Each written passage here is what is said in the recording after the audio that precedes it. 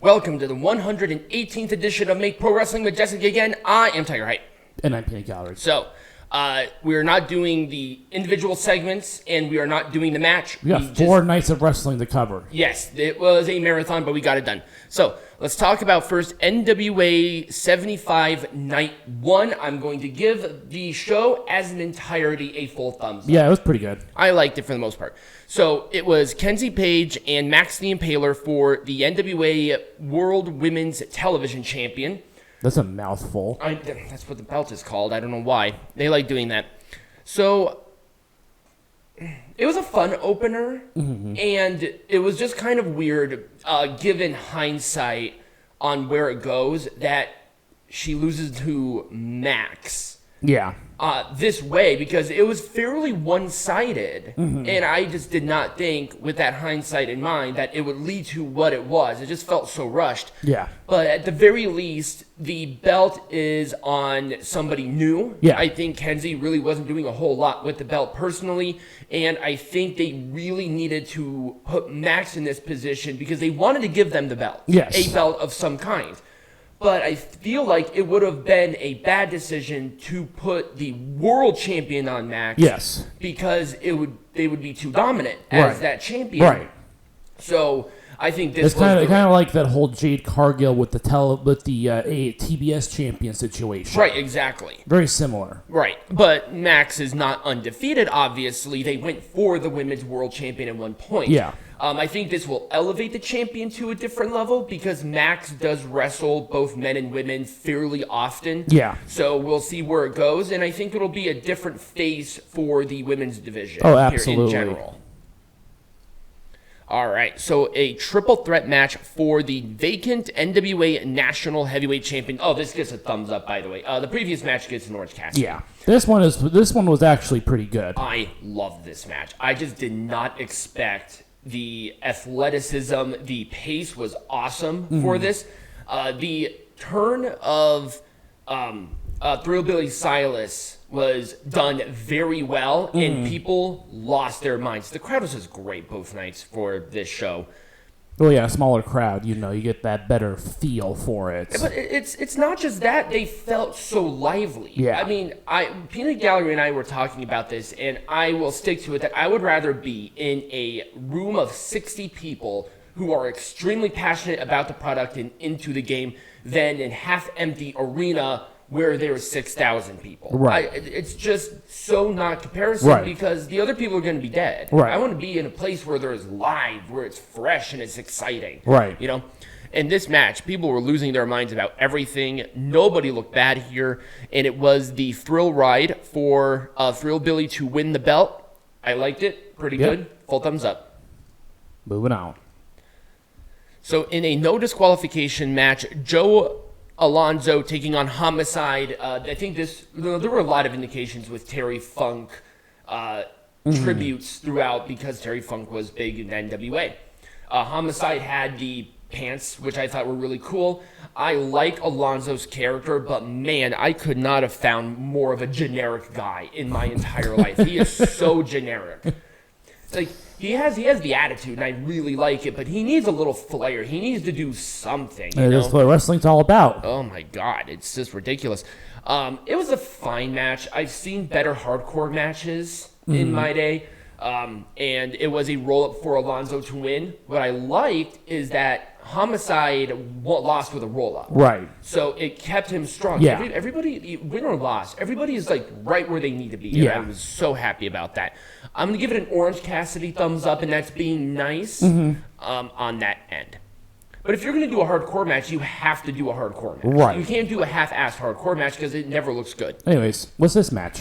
So I couldn't find the separate picture for this for some reason. I found some, but I couldn't find all of them. So this was Magnum Muscle taking on the Brothers of Funstruction. It was a joke match. I know. There was not really much you can do. There was like 2 or 3 women who were losing their effing minds when Violent J was in the ring for both nights, but man, they were loud. Yeah, I think I remember that. Remember they had their faces painted? Oh, they yeah. showed them. Yeah, they were like in the back. It was really yes, weird. I remember that now. Yeah. And I'm a person who went to Dark Carnival, and I'm like, yeah, that's pretty much what I saw when I went to Dark Carnival. Yeah, something Feels very similar to this. Yeah, that felt like eons ago. That was a fun show. Anyway, it was a nothing. Yeah. There was not really much you could do there. It was a whoop whoop driver. I'm pretty sure I did that right. And there was a fan screaming for Violent J, and there you go. It's crazy on how popular the Insane Clown Posse is. Like, their music sucks.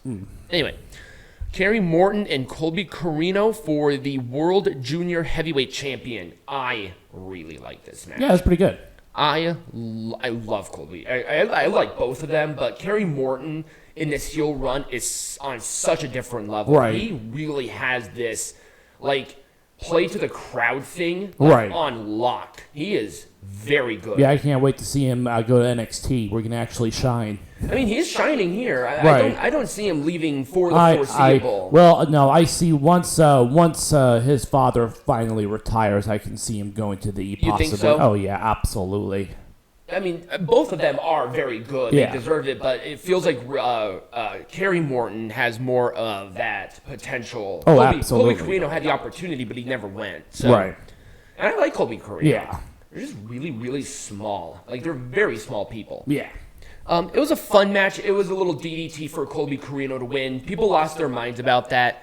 The one thing that I'll mention it when we go to the Cardona match, because there was something I did not like. Because he played a heel here. Right. And then he played a babyface. I don't like it. Jax Dame and Tim Storm, no disqualification match. It was a quick ref stoppage because it was a IRL stinger. I do not believe Tim Storm is hurt. I think he just landed weird and like... There was that fear of a concussion sort of thing. Oh, was that it? I didn't see anything about it. The referee stopped the match because Tim Storm could not get up. It was 3 minutes in, and it just, what can you do? It just kind of petered out at that point. I can't really give it a thumbs rating because it just never really got to where it needed to be. It never got to second gear. It just kind of stopped. But through no fault of anybody, it happens. Yeah, but it does. I hope Tim Storm does not get back in the ring. I mean, he is really blocky. He can barely move. Yeah. And I like Tim Storm on commentary, even though he looks kind of goofy. He's my favorite little, Cinnamon Toast Crunch.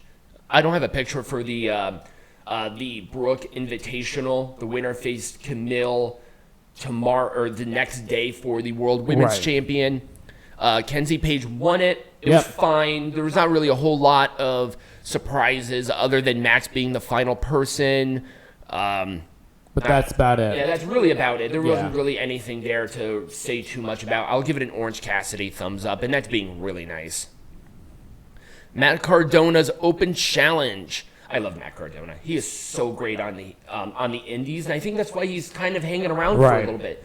I mean, I'm sure he's getting paid great money. Oh, yeah, but I'm sure he's making more money other ways besides the wrestling. Oh yeah. He has podcasts and everything like that, too. The podcast, the toy stuff, his brand in general, and he's a very sought-after wrestler. Yeah. Why would you ruin that? Right. And it seems like he's having fun, too. Matt Cardona took on Ricky Morton. Yep, that was interesting. And it was radio silence for Cardona to win. It was fine. Ricky Morton can barely move. Again, can barely move. There we go. And then here is where I got confused because Cardona was continuing to attack Ricky, but then Kerry helped him. So is he a babyface? Is he a heel? Because that was very babyfacey to do that. And I get it. It's like, father and son, but there was a way to do that without making it look weird. And that looked really weird. Yeah, who knows? I wasn't a big fan of it.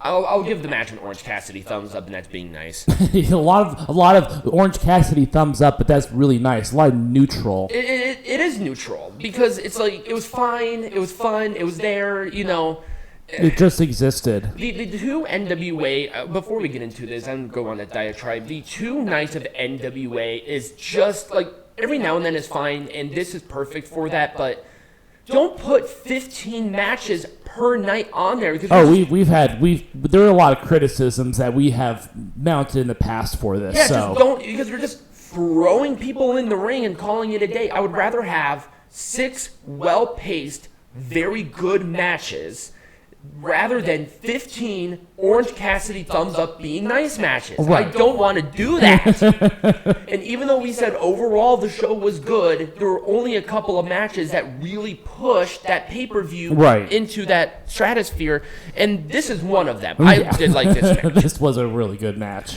La Rebelión taking on Blunt Force Trauma. BFT had to win this match. Oh, yeah. They got title opportunity after title opportunity after title opportunity, and they lost every single one. They had to. And it was a heel kick for BFT to win. I'm going to give it a full thumbs up. Yeah. But I do not like how they followed it up because the next show, well, we'll cross that bridge when we come to it. Let's just say I did not like what they did with La Rebelión because, once again, throwing a match in there for the sake of having a match, right. And we don't need to do that. And into our main event, in another no disqualification match, 3 no disqualification matches in one night. That's why they have 15 fucking matches. Right. Kamille and Natalia Markova for the World Women's Champion. Their match at the last pay-per-view was better. I like this match, but I just thought the other one was just structured better. That was the same impression that I got. I thought the last one was much better. Yep.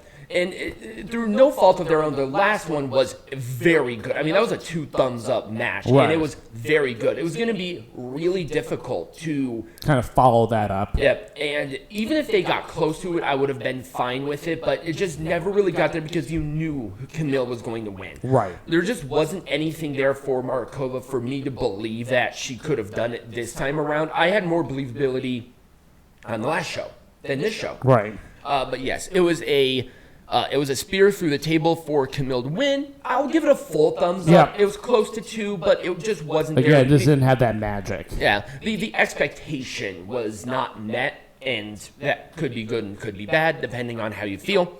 But that was really NWA 75 at night 1. When we come back, we're going to be talking about NWA night 2. Yep.